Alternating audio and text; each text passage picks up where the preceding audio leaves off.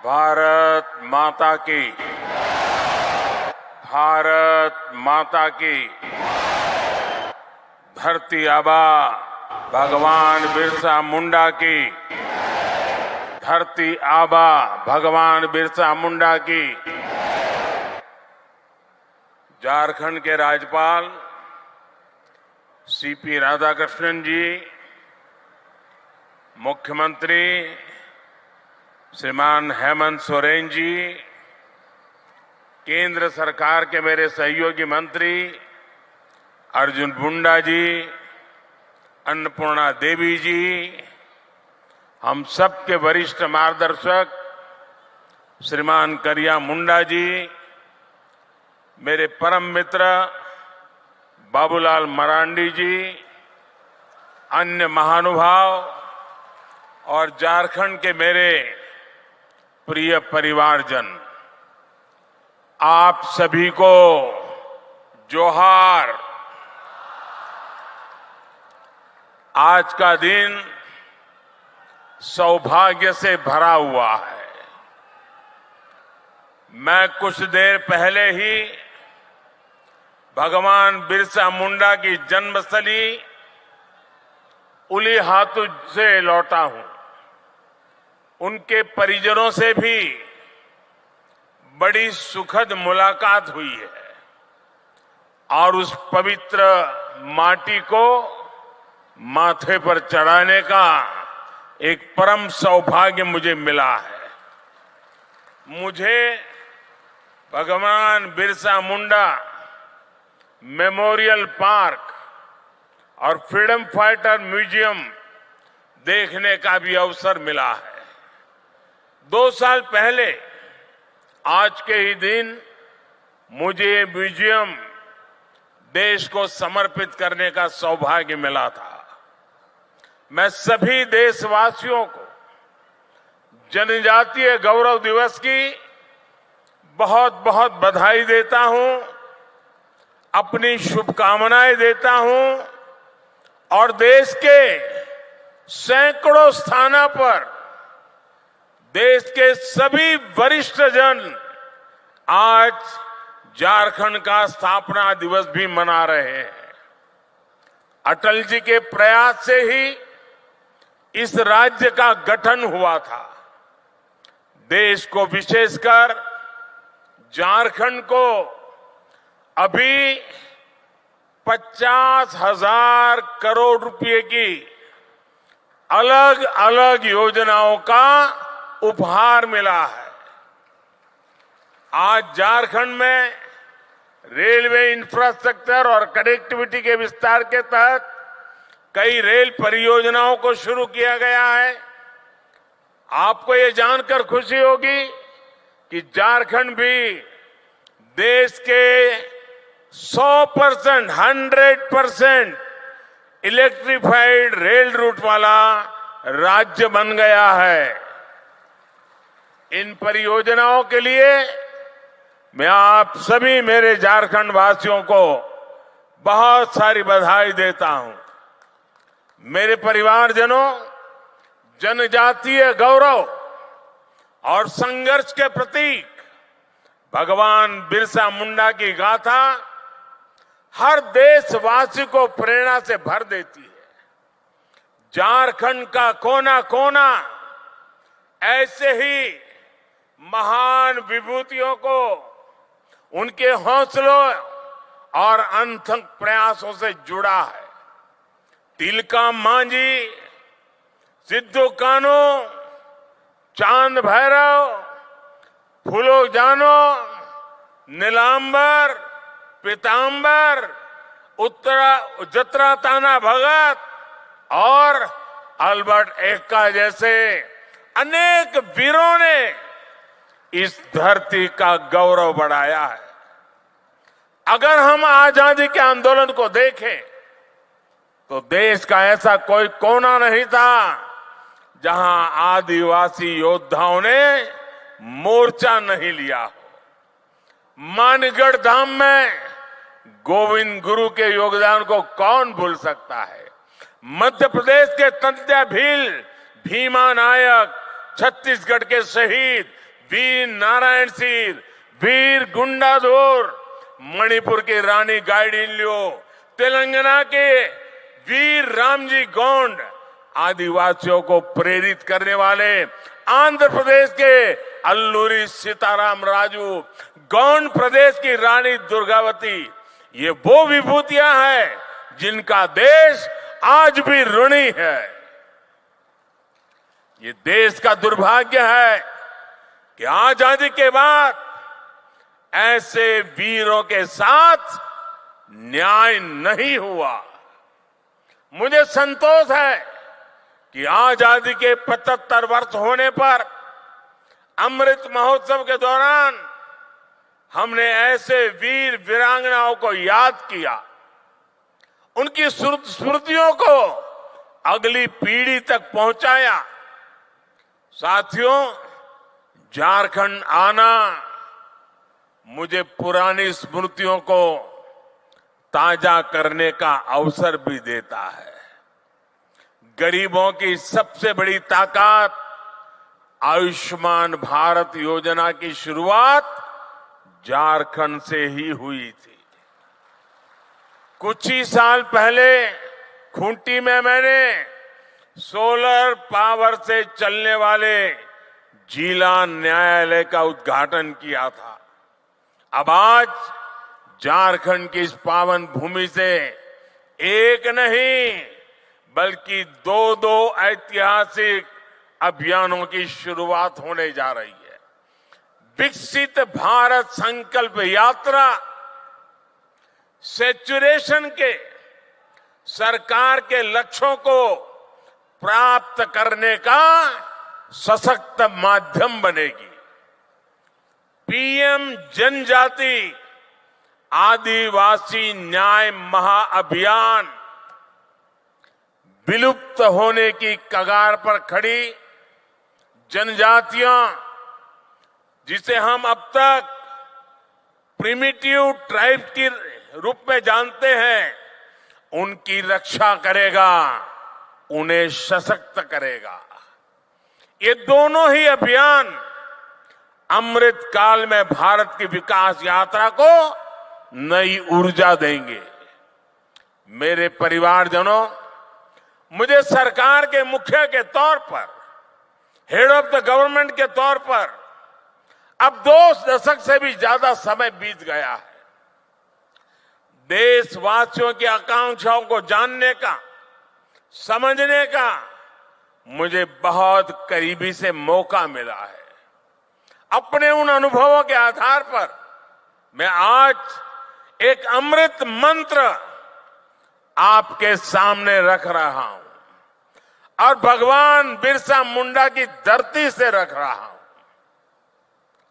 अगले 25 वर्षों के अमृत काल में अगर हमें विकसित भारत की भव्य और दिव्य इमारत का निर्माण करना है तो हमें उसके 4 अमृत स्तंभों को और मजबूत करना होगा, निरंतर मजबूत करना होगा। हमारी सरकार ने जितना 10 साल में किया, अब उससे भी ज्यादा ऊर्जा के साथ हमें इन 4 अमृत स्तंभों पर अपनी पूरी ताकत लगानी है। और विकसित भारत के 4 अमृत स्तंभ मैं आपको बताना चाहता हूं, ये 4 अमृत स्तंभ है क्या?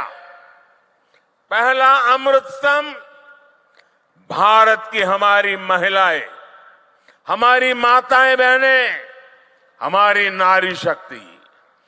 दूसरा अमृत स्तंभ है हमारे भारत के किसान भाई बहन और किसानी से जुड़े हुए जो कारोबार है, चाहे पशुपालक हो, चाहे मछली पालक हो, ये सारे हमारे अन्नदाता।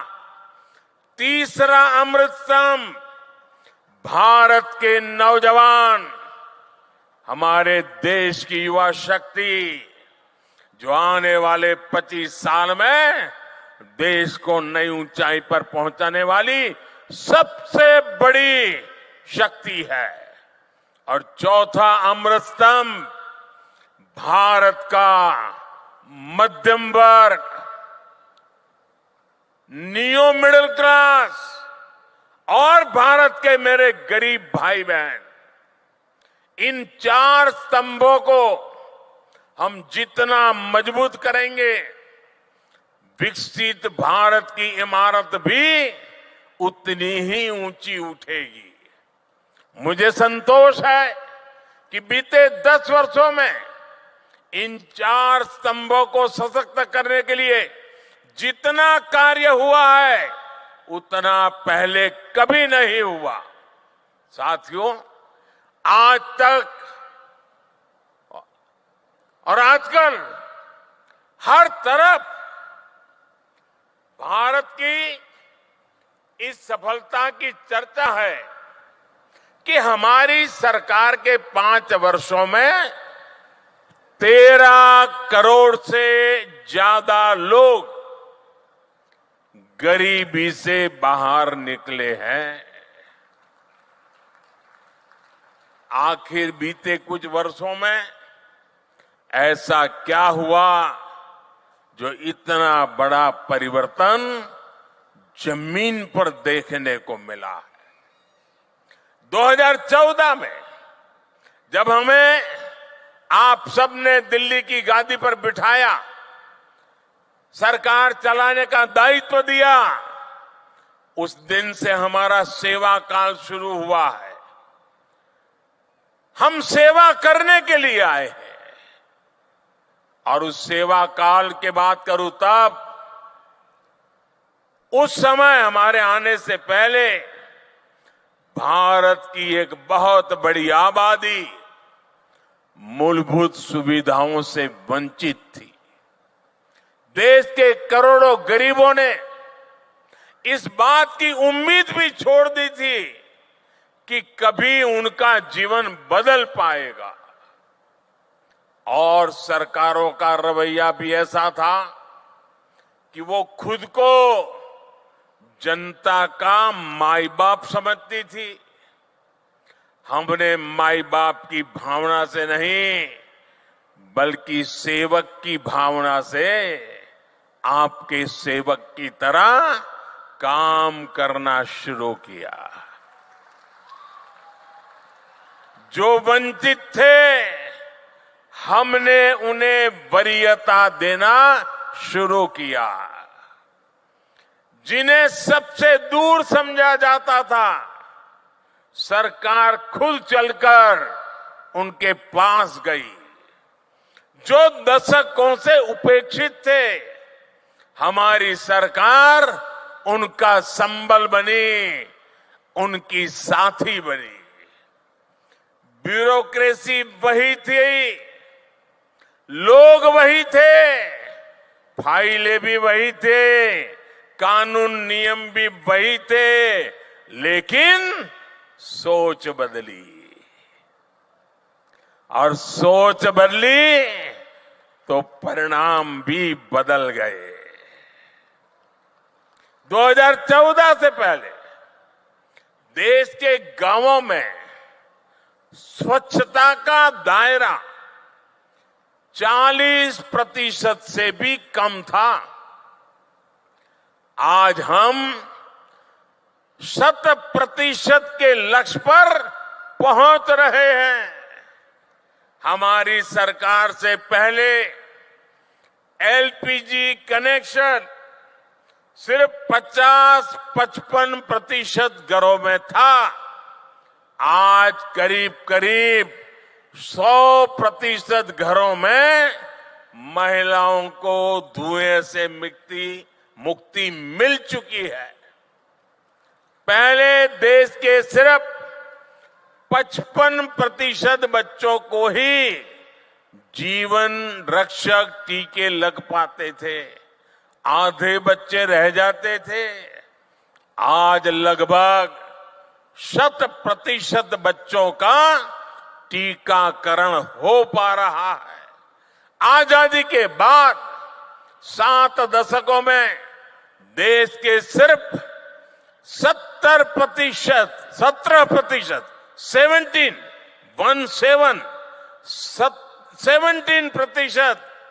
ग्रामीण परिवारों तक नल से जल की सुविधा थी। 20% भी नहीं। जल जीवन मिशन की वजह से आज ये भी 70% तक पहुंच रहा है। और साथियों, हम आप जानते हैं कि समाज में जिनको उस समय मिला था वो कौन थे? ये शुरुआती मलाई मिली वो लोग कौन थे? ये सारे रसूखदार लोग हुआ करते थे। जो संपन्न लोग होते थे, जिनकी सरकार में पहुंच होती थी, पहचान होती थी, वो सुविधाएं और व्यवस्थाएं आसानी से जुटाते थे और सरकार का भी दिमाग ऐसा था, उन्हीं को ज्यादा देते थे। लेकिन जो लोग समाज में पीछे रहे थे, जो मूल सुविधाओं से वंचित थे, उन पर ध्यान देने वाला भी कोई नहीं था। वो असुविधाओं के बीच अपना जीवन काट रहे थे। मोदी ने समाज के ऐसे वंचितों को अपनी प्राथमिकता बनाया, क्योंकि वो लोग हैं जिनके बीच में जिया हूं। मैंने कभी ऐसे परिवारों की रोटी खाई है। मैंने कभी समाज के आखिरी व्यक्ति का नमक खाया है। मैं आज भगवान बिरसा मुंडा की इस धरती पर वो कर्ज चुकाने आया हूं।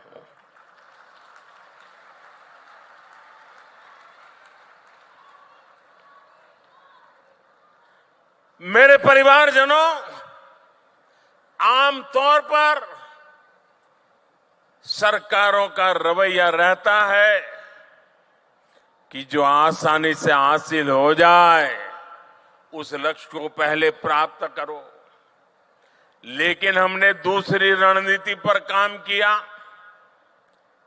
मैं तो ज्ञानियों को कहूंगा इसका अध्ययन करें। आपको याद होगा, आजादी के इतने दशकों के बाद भी 18,000 गांव ऐसे रह गए थे जहां बिजली नहीं पहुंची थी। 18वीं शताब्दी में जीने के लिए, अंधेरे में जीने के लिए मजबूर थे। उन्हें अंधेरे में जीने के लिए छोड़ दिया गया था, क्योंकि वहां बिजली पहुंचाने के लिए कई तरह की मुश्किलों का सामना कठिन था, मैं मानता हूं। लेकिन कठिन था तभी तो करना होता है। मक्खन पे लकीर तो हर कोई करता है, अरे पत्थर पर भी तो लकीर करनी चाहिए। और मैंने लाल किले से वादा किया था देश को कि मैं 1000 दिन में 18,000 गांवों तक बिजली पहुंचाने का कठिन संकल्प मैंने सार्वजनिक रूप से लिया था।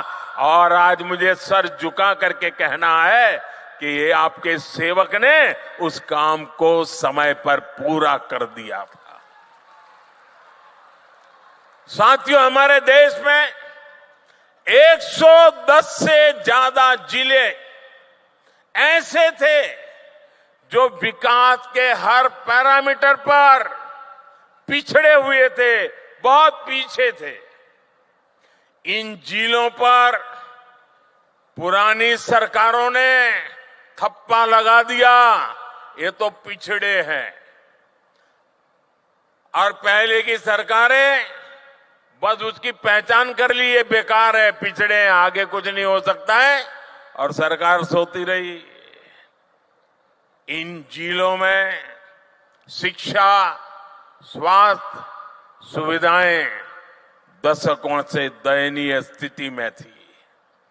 और संयोग देखिए कि इन्हीं पिछड़े जिलों में देश की सबसे ज्यादा मेरे आदिवासी परिवारों की जनसंख्या रहती थी। जब अफसरों को पनिशमेंट पोस्टिंग करनी होती थी तो इन्हीं जिलों में भेज दिया जाता था। थका हुआ, हारा हुआ, नाकाम जो व्यक्ति है उसी को कहते जाओ यार तुम उधर रहो, तुम्हारा इधर काम नहीं है। अब वो जाके क्या करेगा? इन 110 से ज्यादा जिलों को अपने हाल पर छोड़कर भारत कभी विकसित नहीं हो सकता था। इसलिए वंचितों को वरीयता के सिद्धांत पर चलते हुए हमारी सरकार ने इन जिलों को एस्पिरेशनल डिस्ट्रिक्ट, आकांक्षी जिलों के रूप में घोषित किया। हमने इन जिलों में सरकारों को विश्वास में लेकर के सबसे होनहार अफसरों को नियुक्त करने पर जोर दिया। जिन जिलों में हम शिक्षा, स्वास्थ्य, सड़क ऐसे अनेक विषयों पर शून्य से काम शुरू करके सफलता के नए शिखर पर पहुंच रहे हैं। यहां झारखंड में भी ये अपना खूंटी समेत ऐसे कई जिले उस सूची में है। अब आकांक्षी जिला अभियान की सफलता को आकांक्षी ब्लॉक कार्यक्रम के जरिए इसका विस्तार किया जा रहा है। मेरे परिवारजनों, दशकों तक हमारे देश में सोशल जस्टिस, सामाजिक न्याय और सेक्युलरिज्म न जाने रोज सुबह शाम इसके गीत तो बहुत गाए, बयानबाजी बहुत होती रही। सच्चा सेक्युलरिज्म तभी आता है जब देश के किसी भी नागरिक के साथ भेदभाव की सारी संभावनाएं खत्म हो जाए। सामाजिक न्याय का भरोसा तभी मिलता है जब सबको बराबरी से, समान भावना से सरकारी योजनाओं का लाभ मिले। दुर्भाग्य से आज भी बहुत से राज्यों में कई गरीब हैं जिनके पास योजनाओं की पर्याप्त जानकारी नहीं है। कई ऐसे भी गरीब हैं जो योजनाओं का लाभ लेने के लिए भाग दौड़ करने में सक्षम नहीं है। आखिर कब तक हम उन्हें उनके हाल पर छोड़े रहेंगे? इसी दर्द में से, इसी पीड़ा में से, इसी संवेदना में से ये एक सोच निर्माण हुई है और इसी सोच के साथ अब आज से विकसित भारत संकल्प यात्रा शुरू हो रही है। ये यात्रा आज 15 नवंबर भगवान बिरसा मुंडा की जन्म जयंती 15 नवंबर से शुरू करके अगले साल 26 जनवरी को तक उसको चलाया जाएगा। इस यात्रा में सरकार मिशन मोड में देश के गांव-गांव जाएगी। हर गरीब, हर वंचित को सरकारी योजनाओं का जो हकदार है उसके हक के लिए उसको लाभार्थी बनाया जाएगा। उसको इस योजना पहुंचे उसकी व्यवस्था की जाएगी। और आपको याद होगा, मेरे मीडिया के कुछ मित्रों को मालूम नहीं रहता है, 2018 में भी मैंने एक प्रयोग किया था। केंद्र सरकार ने ऐसे ही एक ग्राम स्वराज अभियान चलाया था और मैंने भारत सरकार के 1000 अफसरों को गांवों में भेजा था। एयर कंडीशन कमरों से निकाल करके 1000 अफसर गांवों में जाकर के बैठे थे। इस अभियान में भी हम 7 प्रमुख योजनाओं को लेकर हर गांव तक गए थे। मुझे विश्वास है कि ग्राम स्वराज अभियान की तरह ही हमें विकसित भारत संकल्प यात्रा में भी हर गांव जाकर के ऐसे हर हकदार को मिलकर के इस योजना को सफल करने का प्रण लेकर के निकलना है। और जब भगवान बिरसा की धरती से निकलते हैं तो सफलता अवश्य मिलती है। मैं वो दिन देख रहा हूं जब हर गरीब के पास मुफ्त राशन देने वाला राशन कार्ड होगा, जब हर गरीब के पास उज्ज्वला का गैस कनेक्शन होगा, सौभाग्य का बिजली कनेक्शन होगा और नल से जल होगा। मैं वो दिन देख रहा हूं जब हर गरीब के पास 5 लाख रुपए तक का मुफ्त इलाज देने वाला आयुष्मान कार्ड होगा, जब हर गरीब के पास उसका अपना पक्का घर होगा। मैं वो दिन देख रहा हूं जब हर किसान केंद्र सरकार की पेंशन योजना से जुड़ जाएगा, जब हर मजदूर पेंशन योजनाओं का लाभार्थी हो जाएगा, जब हर पात्र नौजवान मुद्रा योजना का लाभ ले सकेगा और एक एंटरप्रेन्योर बनने की दिशा में कदम रखेगा। विकसित भारत संकल्प यात्रा एक तरह से देश के गरीबों को, देश की माताओं बहनों को, देश के नौजवानों को, देश के किसानों को मोदी की गारंटी है।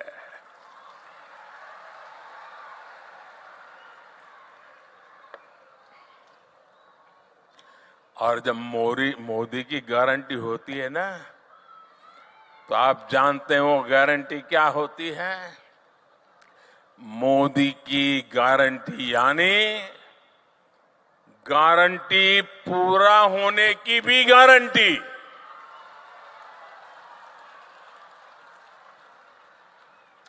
मेरे परिवारजनों, विकसित भारत के संकल्प का एक प्रमुख आधार है पीएम जनमन, यानी पीएम जनजाति आदिवासी न्याय महाअभियान। सामाजिक न्याय जनरल बातें हुई, मोदी हिम्मत करके निकला है आदिवासी न्याय अभियान को लेकर के। आजादी के बाद कई दशकों तक आदिवासी समाज को लगातार नजरअंदाज किया गया। मैं अटल जी की सरकार थी जिसने आदिवासी समाज के लिए अलग मंत्रालय बनाया, अलग से बजट बनाया। हमारी सरकार के दौरान अब आदिवासी कल्याण का बजट पहले के मुकाबले 6 गुना तक बढ़ चुका है। पीएम जनमन योजना का नाम रखा है पीएम जनमन। पीएम जनमन यानी पीएम जनजाति आदिवासी न्याय महाअभियान। इसके तहत अब हमारी सरकार उन आदिवासी भाई बहनों तक पहुंचेगी जिन तक अभी नहीं पहुंचा गया। ये वो जनजातीय समूह है, हमने कह तो दिया वो प्रिमिटिव ट्राइब्स है, जिनमें से ज्यादातर अब भी जंगलों में रहने के लिए मजबूर है। उन्होंने रेल की देखने की बात छोड़ो, आवाज भी नहीं सुनी है। देश के 22,000 से ज्यादा गांवों में रह रहे ऐसे 75 जनजातियां, वो 75 जनजातीय समुदाय की प्रिमिटिव ट्राइब्स की पहचान हमारी सरकार ने की है। जैसे पिछड़ों में भी अति पिछड़े होते हैं, वैसे ही ये आदिवासियों में भी सबसे पीछे रह गए आदिवासी है। देश में इनकी संख्या लाखों में है। इन सबसे पिछड़े आदिवासियों को मूल सुविधाएं भी नहीं मिली हैं। आजादी के 75 साल के बाद भी नहीं मिली है। इस आदिवासी समाज के लोगों को कभी पक्का मकान नहीं मिला। इनकी कई कई पीढ़ियां में बच्चों ने स्कूल तक देखा नहीं है। इस समाज के लोगों के कौशल विकास पर ध्यान नहीं दिया गया। इसलिए अब इन जनजातियों तक भारत सरकार विशेष अभियान चलाकर पहुंचने वाली है। पहले की सरकारों ने आंकड़ों को जोड़ने का काम कर लिया। जो नजदीक हैं, जो ऊपर पहुंच चुके हैं, उन्हीं से काम करवा लेना। लेकिन मुझे सिर्फ आंकड़ों को जोड़ करके नहीं बैठना है, मुझे तो जीवन को जोड़ना है, जिंदगियों को जोड़ना है। हर जिंदगी में जान भरनी है, हर जिंदगी में नया जज्बा भरना है। इसी लक्ष्य के साथ आज पीएम जनजाति आदिवासी न्याय महाअभियान यानी पीएम जनमन, हम जनगण मन तो गाते हैं, आज मैं पीएम जनमन के साथ इस महाअभियान की शुरुआत हो रही है। इस महाअभियान पर भारत सरकार 24,000 करोड़ रुपए खर्च करने जा रही है। साथियों, इस महाअभियान के लिए मैं विशेष तौर पर आदरणीय राष्ट्रपति द्रौपदी मुर्मू जी का आभार व्यक्त करना चाहता हूं। हमने अभी उनका वीडियो संदेश भी सुना है। जब वो यहां झारखंड में राज्यपाल थी और उससे पहले जब ओडिशा में भी वो मंत्री के रूप में काम करती थी, सामाजिक कार्यकर्ता के रूप में काम करती थी, तो ऐसे आखिरी छोर पर रहने वाले आदिवासी समूहों को आगे लाने के लिए वो दिन रात प्रयास करती रहती थी। राष्ट्रपति बनने के बाद भी वो राष्ट्रपति भवन में ऐसे समूहों को सम्मान के साथ बुलाती रही, उनकी समस्याओं को समझ करके उसके उपाय की चर्चा करती रही। मुझे विश्वास है कि उन्होंने हमें जो मार्गदर्शन दिया है, उन्होंने हमें जो प्रेरणा दी है, उनकी इस प्रेरणा से हम ये पीएम जनमन, पीएम जनजाति आदिवासी न्याय, आदिवासी न्याय, आदिवासी न्याय महाअभियान में जरूर सफल होंगे। मेरे परिवारजनों, हमारी राष्ट्रपति Draupadi Murmu ji women lead development का भी प्रेरक प्रतीक है।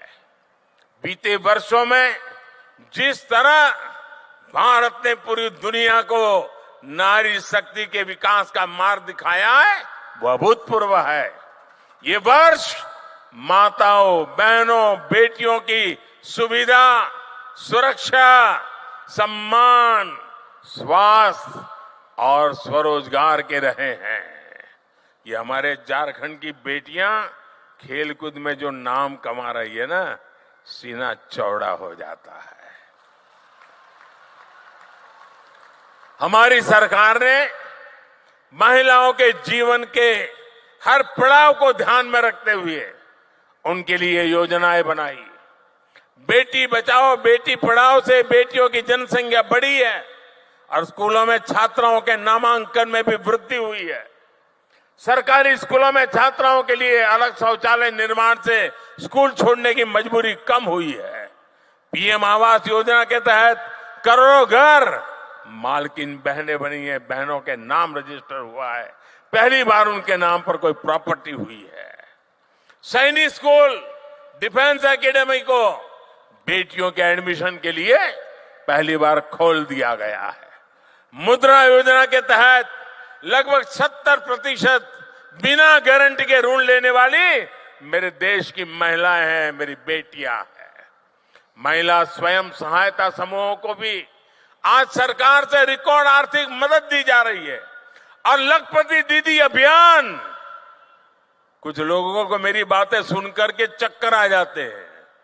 मेरा सपना है 2 करोड़ महिलाओं को लखपति दीदी बना के रहूंगा। 2 करोड़ महिलाओं को स्वयं समाज सहायता समूह चलाने वाली 2 करोड़ महिलाएं लखपति बन के रहने वाली है। देख लेना आप, कुछ महीने पहले ही हमारी सरकार ने विधानसभा और लोकसभा में महिलाओं को आरक्षण देने वाला नारी शक्ति बंधन अधिनियम भी अपनाया है। आज भाई दूज का पवित्र पर्व है। देश की सभी बहनों को उनका ये भाई गारंटी देता है कि बहनों के विकास में आने वाली हर रुकावट को ये आपका भाई ऐसे ही दूर करता रहेगा। आपका भाई आपकी मुसीबतों की मुक्ति के लिए जी जान से जुटा रहेगा। नारी शक्ति का अमृत स्तंभ विकसित भारत के निर्माण में अहम भूमिका निभाएगा। मेरे परिवारजनों, केंद्र सरकार विकसित भारत की यात्रा में हर व्यक्ति के सामर्थ्य का उपयोग करने के लिए प्रतिबद्ध है। 2 महीने पहले ही हमने पीएम विश्वकर्मा योजना भी शुरू की है। सरकार ने उन लोगों को आगे लाने का प्रयास किया है जो अपने पारंपरिक कौशल के लिए जाने जाते हैं।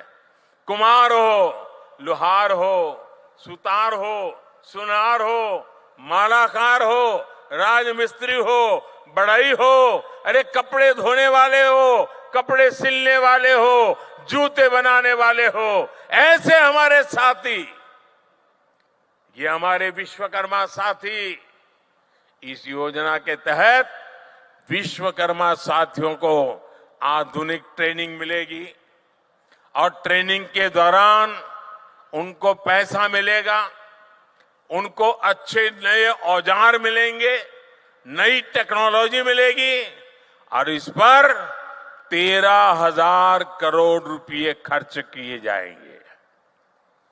मेरे परिवारजनों, आज देश के किसानों को पीएम किसान सम्मान निधि की 15वीं किस्त रिलीज की गई है। अब देश के करोड़ों किसानों के खातों में भेजी गई कुल रकम 2,75,000 करोड़ रुपए को पार कर गई है। आप में से जो किसान यहां बैठे होंगे उनके मोबाइल पर मैसेज आ चुका होगा कि 2,000 रुपया आपके खाते में जमा हो गया है। कोई कटकी कंपनी नहीं, कोई बिचौलिया नहीं, डायरेक्ट मोदी का सीधा नाता रहता है आपके साथ। ये वही किसान है जिनकी पहले कोई पूछ नहीं होती थी। अब इन किसानों की जरूरतों का ध्यान सरकार रख रही है। ये हमारी सरकार है जिसने पशुपालकों और मछली पालकों को किसान क्रेडिट कार्ड की सुविधा से जोड़ा है। पशुधन के मुफ्त टीकाकरण की हमारी सरकार ने 15,000 करोड़ रुपए खर्च किए। कोरोना के बाद आपको मुफ्त टीका लगा, हजारों करोड़ खर्च किए गए, आपके हर परिवारजन को बचाने की कोशिश की गई। इतना ही नहीं, अब 15,000 करोड़ रुपया खर्च करके मुफ्त में पशु का टीकाकरण भी हो रहा है। आप भी इसका फायदा उठाइए। मछली पालन को बढ़ावा देने के लिए अभी मैं यहां एक प्रदर्शनी लगी है। 1-1, 1.5 लाख रुपए वो मछली और उसमें से मोती बनाने का काम कर रहे हैं।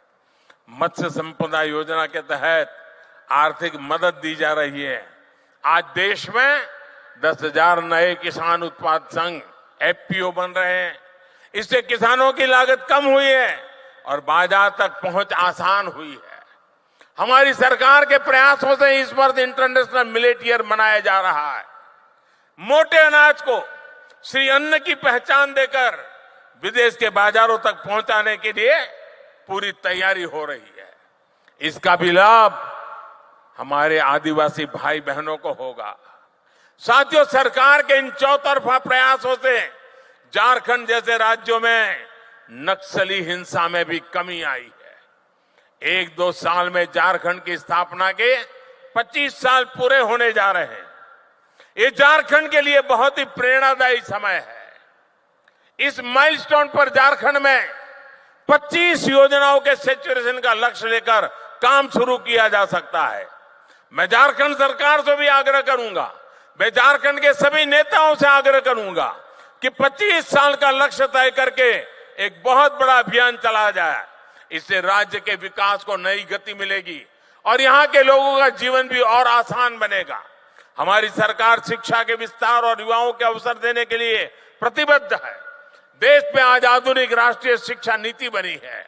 अब विद्यार्थियों को मातृभाषा में मेडिकल और इंजीनियरिंग की पढ़ाई का विकल्प मिल रहा है। बीते 9 वर्षों में पूरे देश में 300 से अधिक यूनिवर्सिटीज बनी है। 5,500 से अधिक नए कॉलेज बने हैं। डिजिटल निधि अभियान ने युवाओं को नए अवसर दिए हैं। गांव-गांव कॉमन सर्विस सेंटर्स में हजारों युवाओं को रोजगार मिला है। 1 लाख से अधिक स्टार्टअप के साथ दुनिया का तीसरा बड़ा इकोसिस्टम भारत में बना है। आज रांची में IIM कैंपस और IIT ISM, धनबाद में नए हॉस्टल का भी लोकार्पण हुआ है। साथियों, अमृत काल में 4 अमृत स्तंभ, हमारी नारी शक्ति, हमारी युवा शक्ति, हमारी कृषि शक्ति और हमारे गरीब और मध्यम वर्ग की सामर्थ्य शक्ति भारत को निश्चित ही नई ऊंचाई पर ले जाएंगे, विकसित भारत बनाएंगे। मैं इन परियोजनाओं के लिए, राष्ट्र निर्माण के इस अभियानों के लिए एक बार फिर आप सबको निमंत्रण भी देता हूं, आप सबको बधाई भी देता हूं। मेरे साथ मैं कहूंगा, भगवान बिरसा मुंडा, आप कहिए अमर रहे, अमर रहे। भगवान बिरसा मुंडा अमर रहे, अमर रहे। भगवान बिरसा मुंडा। दोनों हाथ ऊपर करके पूरी ताकत से बोलिए, भगवान बिरसा मुंडा, भगवान बिरसा मुंडा, भगवान बिरसा मुंडा, भगवान बिरसा मुंडा। आपका सबका बहुत बहुत धन्यवाद।